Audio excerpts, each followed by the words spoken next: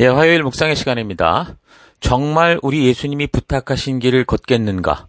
정말 우리 예수님이 부탁하신 길을 걷겠는가? 자, 이런 제목으로 또 묵상 나누겠습니다. 자, 믿는 이들에게 바울은 참으로 존경받고 닮고 싶은 그 위대한 모델이죠. 자, 그래서 이제 대부분 우리는 이제 바울의 그 위대한 그 점들만을 보아오고 있는데, 그래서 이제 바울이 가는 곳마다 뭐 많은 기적과 표적들이 나타나는 것을 보고 또 뭐 한 서너 번만 이렇게 설교하고 지나쳐도 교회가 생기는 뭐 그런 완전히 어떤 하나님의 능력에 특별하게 붙잡힌 종. 자, 그렇게 이제 보는 경우가 많죠. 자, 그러나 지금 우리가 역사를 통해 살펴보면 이 바울이 가는 곳마다 그렇게 뭐 위대한 일들을 하며 대접받고 그렇게 살아간 삶이 아니라 가는 곳마다 참 어렵고 힘든 일들, 그러니까 전도를 시작하면서부터 죽음의 위협을 항상 당했고, 심지어 뭐 갈라디아 지역 처음 1차 전도 여정에서는 돌을 맞고 죽었습니다. 사람들이 죽은 줄 알고 버릴 정도로 그렇게 어렵고 곤고한 삶을 살았다는 것을 우리가 알 수 있었죠. 바울이 고린도에서 이제 하나님의 말씀을 가르칠 때도 이제 마찬가지였다라는 겁니다. 그곳에 1년 반 동안 있었으니까 괜찮았나 보다가 아니죠. 그래서 이제 의기소침하고 심지어 말조차 할 수 없는 그런 지경이 돼서 예수님께서 그를 직접 찾아가셔서 위로하시고 또 그의 수고가 결코 헛되지 않고 많은 열매들이 나타날 거다. 그런 말씀까지 해주실 그럴 정도였죠. 자, 그럼에도 불구하고 이제 아가야 지역의 총독이었던 갈리오가 주도하는 그 법정으로까지 결국 유대인들에 의해서 이제 고소당하는, 끌려가는, 사실 뭐 처벌을 받는다라는 것은 죽음에 이를 수도 있다라는, 죽음 앞으로 간 거나 마찬가지죠. 자, 이런 여러 가지 두렵고 어려운 일들을 겪으면서도 일단 바울은 뭐 특별한 특혜를 받고 이렇게 선교에 임한 게 아니라 성령 하나님께서 말씀해 주셨던 것처럼, 위로해 주셨던 것처럼 그 도시에 이제 주님께 돌아올 한 영혼이 있다라는 걸 믿고 그 한 영혼을 위해서 그 이 참 위협 당하는 그 이 도시에서 1년 반 정도의 긴 시간 동안 계속해서 증인 또 전도인의 삶을 산 거죠. 그냥 버틴 게 아니라 예수님께서 명하신 대로 주님께서 가르쳐 주신 모든 것을 가르쳐 지키게 하는 그런 사명을 감당해 간 겁니다. 마태복음 28장 18절 뭐라고 말씀하셨습니까? 그 승천하는 자리에서 예수께서 다가와서 그들에게 말씀하셨다. 나는 하늘과 땅의 모든 권세를 받았다. 그러므로 너희는 가서 모든 민족을 제자로 삼아서 아버지와 아들과 성령의 이름으로 침례를 주고 내가 너희에게 명한 모든 것을 그들에게 가르쳐 지키게 해라. 보라, 내가 세상 끝날까지 항상 너희와 함께 있을 것이다. 이렇게 우리에게 부탁하시고 명령하시고 함께 하신다 말씀하셨죠. 이게 이제 바울이 목숨을 건 전도의 여정을 하는 그 이유였고, 바로 이것이 성도인 여러분과 제가 역시 예수님의 사랑으로 구원을 받아서 새 언약 백성이 된 존재의 이유인 거죠. 그러니까 특별한 사람들만 특별하게 하는 일이 아니라 이 증인의 사명은 하나님의 자녀인 성도라면, 예수 그리스도의 그 사랑으로 하나님의 자녀가 되었다면 누구나 증인이요 전도인의 삶을 살아가는 것, 그게 이제 우리의 본질이요 사명인 것 우리 잊지 않았으면 좋겠습니다. 자, 그래서 이제 18장 18절을 보면, 그래서 이제 바울이 그렇게 법정에 끌려갔다가 이제 풀려나서 바울은 더 여러 날 머물다가 형제들과 작별하고, 그러니까 바울은 이렇게 고린도에서 이제 하나님의 말씀을 가르칠 때 여러 가지 어려운 일들을 겪으면서도 성령님께서 이제 말씀해 주셨던 것처럼 그 도시에서 주님께 돌아올 한 영혼을 위해서 1년 반 정도 전도인의 삶을 살면서 예수님께서 명하신 대로 주님이 가르쳐 주신 모든 것을 가르쳐 지키게 하는 사명을 감당해 왔다고 그랬는데, 근데 이제 다른 도시에서도 그랬듯이 이제 생명의 위협을 당하는 아주 극박한 그런 상황을 만나게 되면서 이제 고린도를 떠나게 됩니다. 뭐 다행히 이제 굉장히 그때 위험한 순간에 갈리오 이 총독의 확고한 그 어떤 정치 의식으로 인해서 이제 위험을 잠시 피하긴 했지만 사실 더 이상 그곳에 있을 만한 여건은 아니었죠. 그 무서워서 피하는 건 아니었습니다. 일단은 하나님 앞에서 그가 결단하고 작정했던 어떤 기간도 있었던 것 같고, 이제 그게 지나면서 고린도를 떠나게 되는 거죠. 그래서 배를 타고 수리아로 떠나갈새 브리스길라와 아골라도 함께 하더라. 바울이 일찍이 소원이 있었으므로 겐그레아에서 머리를 깎았더라. 여기 수리아로 간다라는 것은 처음 이 바울이 떠나왔던 그 바울의 교회죠. 그러니까 시리아의 안디옥 교회, 그 선교를 출발했던 것을 말하는 겁니다. 자, 그러려고 이제 고린도를 떠났는데 먼저 어디로 갔냐면 겐그레아라는 데로 가서 서원을 했던 것을 다 이루었다라는 그 이 성경의 말씀, 그러니까 율법의 말씀대로 결례를 행합니다. 그러니까 아마도 바울이 고린도에서 그 선교 사역과 관련해서 어떤 목적을 두고 하나님께 일정 기간의 어떤 나시린의 서원을 했던 것 같아요. 그러니까 고린도에서 그가 두려워해서 침묵하며 입을 다물 정도의 어려움 속에 있을 때 예수님께서 그를 찾아가 위로하셨는데 그때 아마도 그가 더 굳건한 마음으로 사역에 임하려고 서원을 했는지 확실하지는 않는데 원래 이제 이런 어떤 서원 기간이 다 차면 그 율법을 보면 지킬 법이 있었습니다. 그 라시딘법이 민수기 6장에 나오는데 그래서 그런 차원에서 바울은 머리카락을 하나님께 바치고 이제 희생 제사를 드린 거죠. 이런 행동에 대해서 민수기 6장의 라시딘법에 대한 규례에 나오는데 민수기 6장 5절 그 서원을 하고 구별하는 모든 날 동안은 삭도를 절대로 그의 머리에 대지 말라. 그러니까 머리를 깎지 말라는 거였죠. 자, 그리고 자기 몸을 구별하여 여호와께 드리는 날이 차기까지 그는 거룩한즉 그의 머리털을 길게 자라게 할 거다. 예, 그렇게 이제 명하고 있었기 때문에 그가 헌신하는 기간 동안 머리를 깎지 않았던 것이었고, 그리고 이제 그것을 이제 마치고 돌아가는 그 길에 그 소원을 끝내면서 머리를 이제 머리카락을 먼저 이제 깎은 것으로 볼 수 있는 겁니다. 그러니까 율법적 행위를 굉장히 반대했던 사람이 바울이었는데 여기 보면 지금 유대의 그 옛 관습을 좇아서 서원을 하고 그것을 마감하는 일들을 이렇게 하는 걸 볼 때, 그러니까 바울이 반대한 것은 율법 자체가 아니라 율법 자체가 아니라 율법을 잘못 사용하는 거. 그러니까 율법주의적 행위 구원, 장로들의 유전, 그러니까 하나님의 뜻과는 상관없는 것들을 그가 예수님이 오셔서도 그것을 우리에게 보여주셨듯이 그런 것들을 거절하고 거부한 거지, 하나님이 주신 이 성도로서의 삶의 이 법도와 규칙을 그 원리를 버린 건 아닌 거죠. 그러니까 바울은 율법 자체를 배척한 게 아닙니다.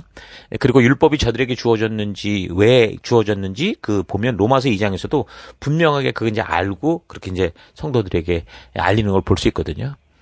그러나 이제 그가 민감했던 거는 뭡니까? 유대인들이 하나님의 진심을 단지 이제 행위적으로 보여주는 것으로 이렇게 둔갑시켜서 마음과 중심이 빠진 것들을 추구하면서 거룩한 척하는 그런 삶. 그러니까 완전히 회칠한 무덤 같은 삶. 그 자주 나오지 않습니까? 예수님의 그 말씀 속에서도. 이제 그런 삶이었었던 거죠. 그래서 율법이라는 하나님의 백성들이 이 땅에 머물러 사명을 감당하는 동안 살아갈 그 가이드, 하나님 나라의 법칙, 법도, 이 가치가 되는 것을 유대인들은 단지 겉보이는 종교적 행위로 변질시킨 거죠. 그래서 진정한 성도는요, 하나님의 말씀대로 순종하는 행위가 열매로 나타나야 되는 건데, 그냥 겉만 번지르르하게 보이는, 말하자면 진짜 이렇게 살아있는 꽃이 아니라 조화로 만들어진 근데 진짜 꽃 같아 보이는 그런 것처럼 이제 흉내를 냈던 거죠, 유대인들이. 그래서 그저 종교적으로 할례를 받아서 그런 표식을 가지면 하나님의 약속의 백성이 되는 것처럼 알았는데, 아무리 그런 표식을 몸에 가지고 있다고 해도, 또 성경이 말하는 금식과 각 그 절기와 이런 걸 보낸다고 해도 이들의 삶의 중심이, 그것을 행하는 의도가 하나님의 진심과 멀어져 있고 단지 종교적인 어떤 행위의 반복일 뿐이라면 그건 우상숭배나 다를 바 없었던 거죠. 그래서 하나님은 관계를 원하시지 종교를 원하시는 분이 아니거든요.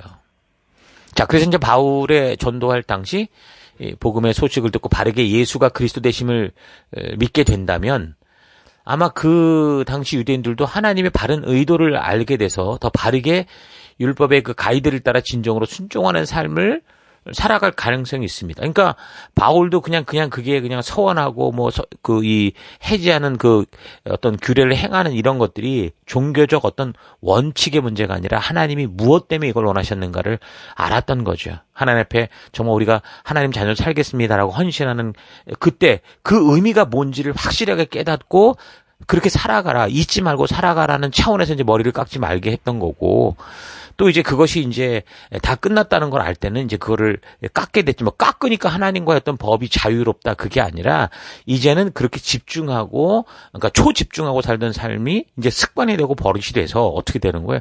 이제 그냥 살아갈 수 있는 일상 속에서도 그런 삶을 살아가는 그런 존재가 되라라는 그런 의미. 그런 걸 이제 바르게 알고 그대로 행했던 거죠. 그래서 바울이 그런 의미와 목적을 알았기 때문에 기꺼이 하나님 앞에서 그 어렵고 힘든 순간에 정말 굳이 결단을 하고 그렇게 서고자 하나님께 서원을 하게 된 거고, 그리고 이제 그것을 마칠 때쯤 이제 뭐 삶이 어떤 상황 속에서 그가 살 수 있는 그런 성도로서의 성장이 있었기 때문에 하나님 주신 그 율법의 말씀의 가이드를 따라 이제 순종하며 그걸 마무리하는 그런 행동을 한 거죠. 자, 그래서 이제 겐그레아로 이제 그렇게 먼저 가서 그 행동을, 그 일을 한 거고, 자, 그리고 나서 이제 고린도 지역, 그러니까 아가야 지역을 떠나게 되는데, 그때 이제 바울의 선교팀이라고 할 수 있는 누가, 디도, 실로아노, 이런 사람을 비롯해서 이제 거기서 만났던, 고린도에서 만났던 브리스길라, 아골라 부부도 함께 이제 에베소, 이제 터키 지역으로 건너갑니다. 여기 에베소는 뭐 로마의 그 아시아 관할 지역의 이제 수도라고 볼 수 있고 상업의 중심지라고 볼 수 있는데요. 아울러서 이 도시는 로마 원로원과 시의회를 갖춘 자유헬라 도시였습니다. 아시아 지방의 정치, 상업, 교통의 이제 중심지였었고, 로마 제국의 중요한 이제 종교적 중심지이기도 했죠. 그래서 로마 제국 내에서도 에베소의 황제 숭배가 굉장히 유명했는데, 당시 이제 도시 안에 황제 숭배를 위해서 바쳐진 신전이 3개나 있었다 그러죠. 근데 무엇보다 에베소는 고대 근동의 그 풍요의 여신이라고 부르는 아테미, 다이아나 이렇게도 부르는데, 이 아테미 숭배의 중심주라 좀 명성이 높았습니다. 그 신전은 100개가 넘는 거대한 기둥과 또 18m 높이의 이제 하얀 대리석 지붕, 그리고 115m 길이 또 45m 넓이, 그렇게 이루어진 신전이었는데, 이거는 뭐 이런 건물을 짓느라고 뭐 220년이 걸렸다 그렇게 얘기를 합니다. 파르테논 신전의 4배 크기로서 어마어마한 위용을 자랑하는 이제 고대 세계의 그 7대 불가사의 중에 하나거든요. 자, 그런 신전이 있었던 도시였고요. 근데 이제 AD 262년에 이제 고투족에 의해서 이제 이게 파괴됩니다.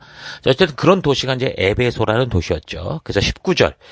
에베소에 와서 그들을 거기 머물게 하고, 뭐 여기는 브리스길라와 아굴라 또 뭐 그런 사람이었겠죠.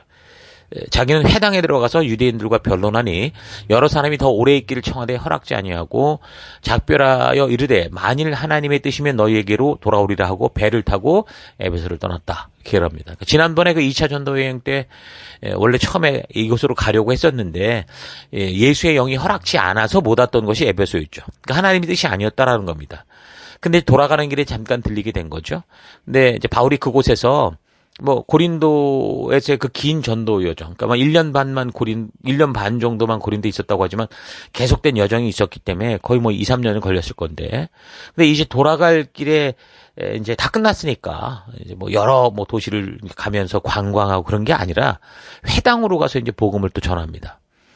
자, 그럼 그럴 때마다 어떤 일이 벌어집니까? 당연히 어느 회당에서나 그랬듯이 말씀에 반응하는 사람들이 생기게 되죠. 그래서 그런 사람들이 이제 바울의 가르침을 더 받고자 좀 있어달라 그렇게 원했지만 바울은 그러지 않고 다음을 기약을 합니다. 뭐 지금은 2차 선교 여정을 마치고 복귀 중이었고, 무엇보다 처음 에베소 지역으로의 계획을 막고 마케도냐로 보내셨던 것이 하나님의 뜻이었기 때문에 일단은 먼저 이제 예루살렘 지역으로 가서 마무리를 하고, 또 하나님이 뜻이면 다시 이제 이곳으로 오겠다 그렇게 얘기를 하고, 에베소 이제 브리스길라와 아굴라 부부를 남겨두고 이제 떠나는 거죠. 자, 그래서 이제 바울이 그곳에서 배를 타고 떠났는데 이제 22절 가이사랴에 상륙하여 올라가, 이미 이제 팔레스틴 지역으로 온 거죠. 교회의 안부를 물은 후, 그러니까 교회는 예루살렘 교회를 말하는 거죠. 안디옥으로 내려가서, 그러니까 가이사랴에서 예루살렘 교회로 갔다가 다시 안디옥으로 간 거죠. 그러니까 안디옥으로 갔다라는 건 수리아의 안디옥 교회니까, 그러니까 2차 전도 여행을 시작한 그곳으로 갔다. 그러니까 다시 말해서 이제 2차 전도 여정을 마쳤다라는 겁니다. 그러니까 고린도에서만 1년 반을 머물렀었으니까 다 포함하면 거의 3년에 걸친 그 2차 전도 여정을 이렇게 마치게 된 겁니다. 참 성실한 사람이고, 그 일의 시작과 끝에 참 아름답게 마무리하는 그런 모습을 우리가 볼 수 있죠. 자, 오늘 하루 여러분 바울의 2차 전도 여행 중에 고린도에서만 1년 반씩이나 있었던 이유들을 좀 생각해 보면서, 나는 주변에서 위협과 협박과 같은 압력이 오고 또 함께하는 사람들이 나의 말에 귀를 기울이지 않고 무시하는 그런 곳에서 주님이 부탁하신 그 한 영혼의 변화를 위해서 정말 긴 순종의 시간을 가질 수 있을까 좀 생각해 봤으면 좋겠습니다. 뭐 어쩌면 지금 우리가 교회 안에서 우리에게 맡겨주신 생명을 위해 그 생명이 또 다른 생명을 낳는 그 생명으로 세우기 위해서 지금 애쓰고 있는 우리의 모습이 사실 좀 사도 바울이 고린도에 머물던 모습과 같다고 봅니다. 여기 이민교회다 보니까 사람들이 이곳에 와서 정착하는 게 아니라 대부분 다 돌아가지요. 뭐 단기 비자를 가지고 오는 분들이 대부분인데, 그래도 이제 우리가 저들을 섬겨 세우고 이제 그들이 이제 자라갈 때쯤이면 이제 다른 지역으로 가던가 아니면 한국으로 귀국하는 경우가 많죠. 그러니까 조금 장기 비자를 가진 분들이라고 해도 어쨌든 시간이 흐르면 학업을 마치거나 뭐 자신의 그 업무를 다 마치고 돌아가게 됩니다. 자, 그때마다 리더들이 참 많이 힘들어하고 또 마치 뭐 다람쥐 쳇바퀴 돌리는 것 같은 그런 마음이 들기도 하죠. 여러분, 그러나 기억하십시다. 그런 영혼 한 사람 한 사람이 복음과 바른 말씀의 씨를 가지고 돌아간다라고 생각을 해야죠. 그래서 언젠가 그들 안에 심겨진 이 씨가 우미 돋고 싹이 나서 하나님의 마음을 품은 생명으로 자라날 것을 우리가 기대하고 소망하며 씨를 뿌리는 삶을 사십시다. 그러니까 생명을 낳는 생명을 세우고 있는 여러분들은 너무도 소중한 우리 예수님께서 부탁하신 우리의 존재의 이유를 성실히 감당하고 있는 겁니다. 바울이 걸어왔던 전도의 현장을 보십시오. 우리는 오히려 어떻게 보면 축복받은 세대 속에서 뭐 핍박과 협박과 이런 건 없이 그렇게 살아갈 수 있는 참 축복된 사역을 하고 있는 거죠. 그러나 이것이 바로 우리 하나님이 우리를 부르신 그 부르심의 이유다라는 거. 여러분 잘하고 있는 겁니다. 때로 이런 사역을 하다 보면 너무 귀한 이 동역의 힘을 주시는 분들도 많이 만나게 되거든요. 이미 여러분들도 셀 속에서 그런 잊지 못할 그런 지체들이 기억날 수 있을 겁니다. 몇 년에 뭐 한번 교회에 또 방문하게 되는 그런 분들도 계신데 그런 분들 어떻게 해서든 우리 지체들을 섬겨주고 위로하고 이렇게 세워주는 분들도 있거든요. 아마 이번에 코로나가 아니었으면 또 한번 오셔서 그런 일도 하셨을 분이 계셨는데 또 어려움 때문에 그러진 못했지만 어쨌든 그런 분들도 계시고요. 또 먼 지역에서 얼굴 일면식도 없는데 이런 인터넷을 통해 말씀을 듣고 찾아와서 위로하고 또 우리가 하고 있는 이 사역을 격려하고 용기를 주는 그런 분들도 있습니다. 또한 이제 여기서 이제 모든 일을 마치고 고향으로 돌아가게 되는 경우, 뭐 귀국을 하게 되는 경우 거기서 삶을 살아가면서도 여전히 우리 교회 관심 가지고 기도해 주시고 또 물질적인 후원을 통해서 우리의 사역들을 계속 돕고 있는 그런 분들도 계시거든요. 여러분 이런 사실을 기억하면서 결코 우리가 걷는 이 사명의 길이 헛되지 않다라는 거 잊지 마시고요. 이 세상에서 만나는 이 섬겨주시는 분들도 너무 귀한데 또 우리의 본향 천국에서 받을 그 축복, 하나님이 준비하신 축복, 이 놀라운 그 축복을 좀 기대하시고 소망하면서 우리 하루하루 이겨나갑시다. 자, 오늘 하루도 그래서 사도 바울의 심정을 가지고 우리로 하여금 만나게 해주시는 그 한 영혼을 위해서 바울이 고린도에 1년 반이나 머물며 사명을 감당했던 것처럼 우리도 우리가 보냄을 받은 이 멜번에서 이 교회 속에서 우리 셀 속에서 그런 귀한 사명을 기쁨으로 걸어가는 여러분과 제가 되기를 축원합니다. 자, 오늘 하루도 힘내십시오. 잠시 기도하겠습니다. 하나님, 예수님의 생명을 대신 주어 살리신 귀한 한 영혼을 우리에게 맡기셨는데 이 생명이 생명을 낳는 생명이 되기까지 힘써 사랑하고 섬김에 있어서 하나님 자꾸 게을렀고 또 포기하는 마음으로 지냈던 것을 회개합니다. 우리가 만나는 한 사람 한 사람이 예수님의 생명값으로 구해진 거룩한 존재임을 잊지 않고 우리가 한 교회에서 힘쓰고 애쓰며 주님의 진심을 아는 생명으로 자라가도록 섬기는 우리가 되기 원합니다. 이렇게 애쓰고 순종하는 길에 선 우리 지체들 또 이 지체들을 섬겨주는 분들도 만나게 해주셔서 감사합니다. 그렇게 간혹 볼 수밖에 없는 그런 상황 속에서도 사명의 길을 걷는 우리 지체들을 돕고 섬기는 분들을 축복합니다. 또 돌아간 곳에서 이 교회를 잊지 않고 기도해 주시고 관심 가져주시는 분 하나님 축복하여 주옵소서. 우리 모두가 이 부르신 이 소명 앞에 더 힘을 모아서 주신 거룩한 이 사명을 감당하는 우리가 되기 원합니다. 그래서 우리 모두가 정말 우리 주님이 우리에게 부탁하신 이 증인된 길, 전도인의 길을 걷는 우리가 되기 원합니다. 그 길로 인도하시고 이끄시고 앞서 행하여 걸으신 우리 예수님 찬양드리고 우리가 그 길을 따라갈 것을 결단하며 예수님 이름으로 기도했습니다. 아멘.